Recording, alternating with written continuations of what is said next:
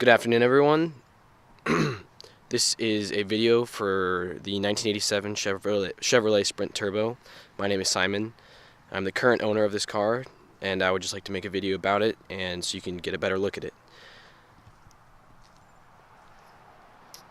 I have owned it I bought it September 5th. It's been a great car. I've done a couple things to it, mainly cosmetic. The mechanical side was pretty much all sorted out. The starter actually just died on me 2 days ago, so I replaced that with a new starter that's in there right now. Other than that, I would just like to give you a walk around on the car, so if you are the buyer, you know what you're getting.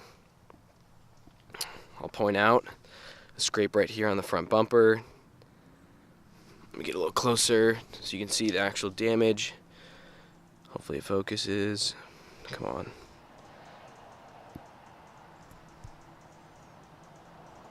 There you go.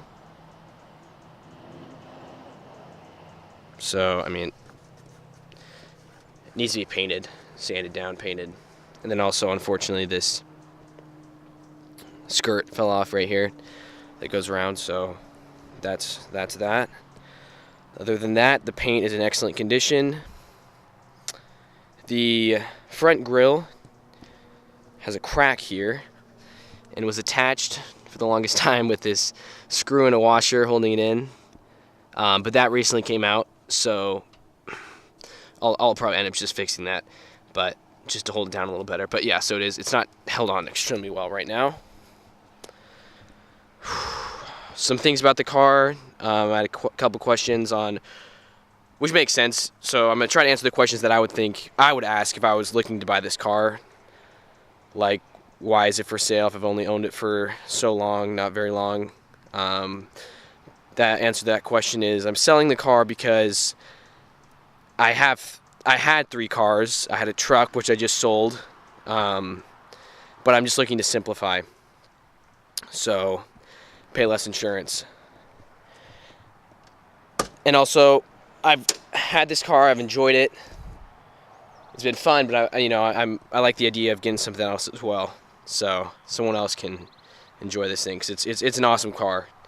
I've been driving it since I bought it daily, no issues. I want to say I put about 4,000 miles on it, 3,000 miles, and it's been awesome all the way through. Average about 34 miles per gallon. I drive mainly in the city, so we got the trunk space here. You can see some wearing. That's just from the tire. There's a high spot where the tire sits. So if anything lays across, it's going to be hitting there first. So that's the explanation for that here. Let me get that seat down. Obviously, the carpet is miscolored. You know, it's an older car. It has miles on it. So here's the spare. Got the jack down below. All right.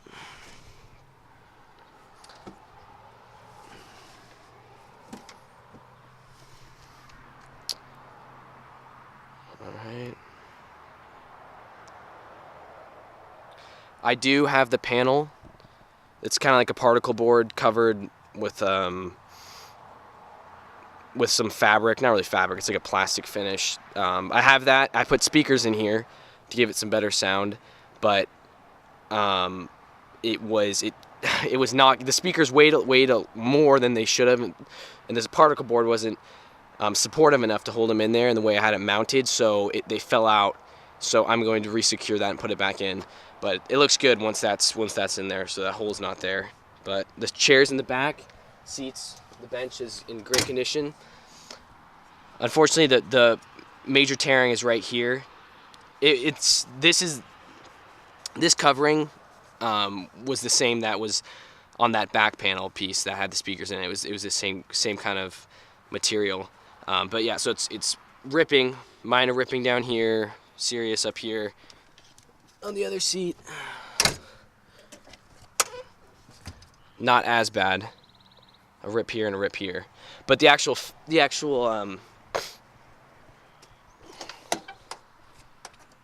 coverings and upholstery on the chairs are in good condition on the bench seats. the car needs to be vacuumed. So it's not in its prettiest state, but just a little bit of dirt. But you can see it's all fairly good condition. The chairs are in great condition. I'll wipe these seats off a little bit. There's point this out. There's a little glue that melted over here, so that's pretty much stuck there. I had a hard time getting it off. On the panel right here, cracking, just older. That's kind of the worst part. That's the worst spot. Passenger seat. I repaired it here. It had cracked, totally open, so I did my best. Yep, passenger seat, good condition. Driver seat. You can look at the condition of that. Headrest isn't ripping, but the left side is a little, it's worn down. You can tell it's worn down. The dash, that's kind of a bad way to do it here.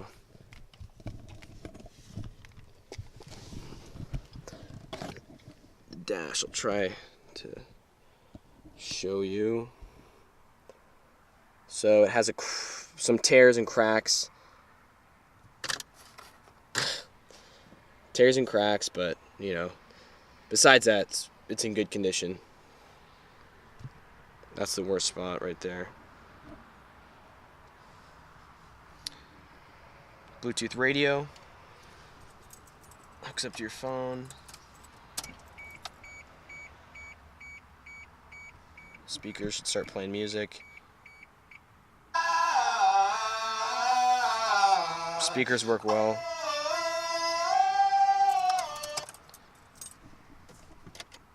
Oh, sorry. Everything on the dash works. All buttons work. Dash lights light up. Headlights work. Alright. I'm trying to keep this as short as possible. Oh, here, let me show you. Door panels, great condition. This window, the manual windows work well. On this side though, if you can see right here, the window slipped on the other side of the door gasket or door seal. So I haven't taken it apart and fixed it, but I just usually keep this one up. I don't bring it down, because when you get it up, it's hard to get it. When you get it down, it's hard to get it back up.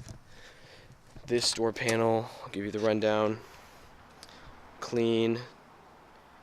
So this manual door goes up and down perfectly fine. There's no issues with that.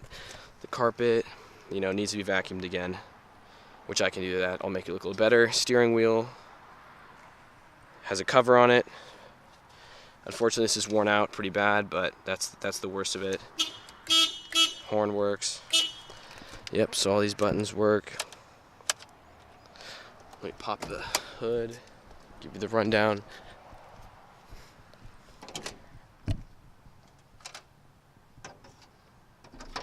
So, the 3-cylinder, it's all in great condition.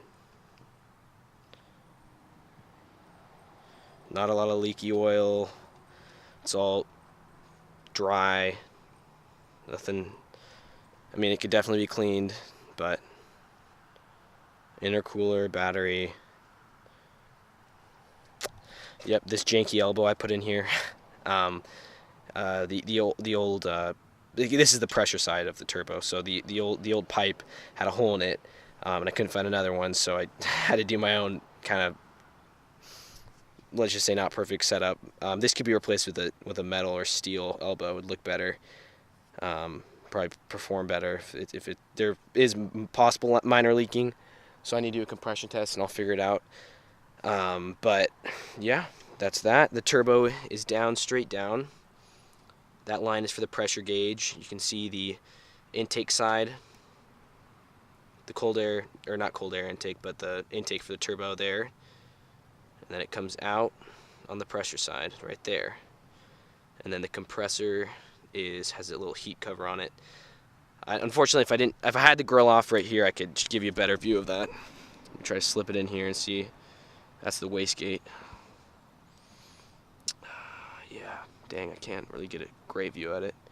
But yep, radiator, did a pressure test on the radiator, no leaks. And actually, believe it or not, this right here is the cruise control.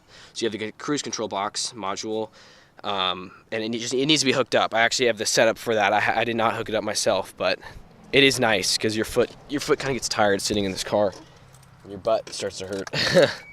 But let's turn off this speaker. Let's turn this off. All right, let's start her up. Dash lights on. Oh, sorry. It is warm, so I've been driving it, so a little bit of a slower startup.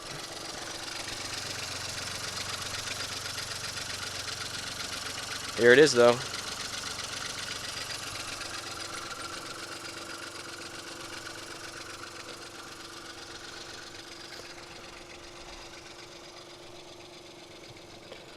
I'm doing my best with the video. It's getting kind of long, but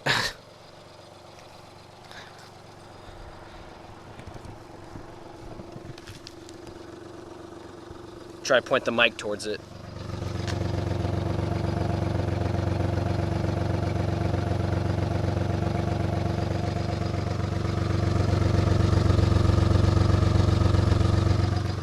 Very solid idle.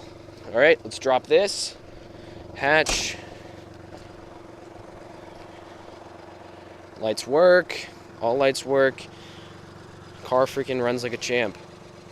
Yeah, like I said in the title, I mean in the ad, new turbo, relatively new turbo. I'm like a couple thousand miles on it. Performs excellent. Puts out the boost like no other day.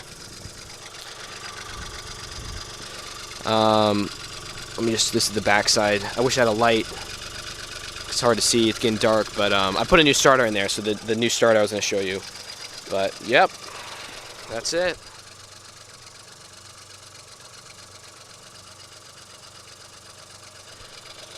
I'm gonna also try to upload some video of me driving, just so